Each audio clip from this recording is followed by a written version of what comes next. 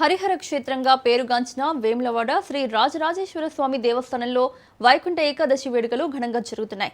శ్రీ స్వామివారికి ఏకంతంగా మహాన్యాసపూర్వక ఏకాదశి రుద్రాభిషేకాన్ని ఆలయ అర్చకులు నిర్వహించారు.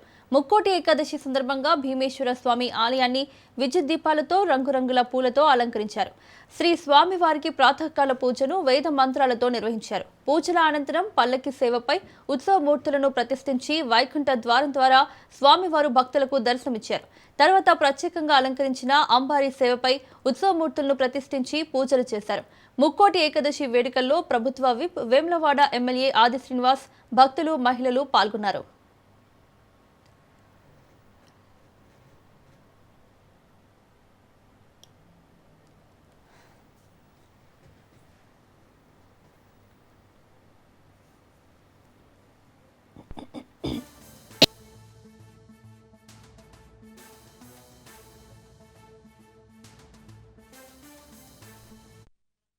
పర్వదిన సందర్భంగా వేములవాడ శ్రీ రాజరాజేశ్వర స్వామి సన్నిధిలో హరిహర క్షేత్రంగా పిలువబడేటువంటి స్వామివారి సన్నిధిలో ఆలయ విస్తరణ పనులు జరుగుతున్న సందర్భంగా ఏకాంతంగా ఉత్తర ద్వార దర్శనం పూజా కార్యక్రమాలు ఘనంగా జరపబడ్డాయి. అదేవిధంగా భీమేశ్వర ఆలయంలో రాష్ట్ర ప్రభుత్వ పక్షాన, రాష్ట్ర దేవాదాయ శాఖ పక్షాన ఆలయ అధికారులందరూ కూడా వైకుంఠ ద్వార, ఉత్తర ద్వార దర్శనానికి సంబంధించినటువంటి అన్ని ఏర్పాట్లు కూడా చేయడం, వేకువజామునే వచ్చినటువంటి భక్తులందరూ కూడా ఉత్తర ద్వార దర్శనంలో హరిహర క్షేత్రంగా పిలువబడేటువంటి ఈ స్వామివారి సన్నిధిలో ఓవైపు నారాయణమూర్తిని, మరోవైపు పరమేశ్వరుని కూడా దర్శించుకునే భాగ్యం కలగడం ఆనందదాయకంగా, శుభదాయకంగా, శోభిల్లే విధంగా ఉన్నటువంటి సందర్భం. ఈరోజు నారాయణమూర్తిని దర్శనం చేసుకునేటువంటి భాగ్యం తిరుమలలో గాని, ధర్మపూర్లో గాని, యాదగిరిలో గాని అనేక ప్రాంతాల్లో కూడా నారాయణమూర్తిని దర్శించుకునే భాగ్యం ఉత్తర ద్వార దర్శనం ద్వారా. వేములవాడ రాజన్న సన్నిధిలో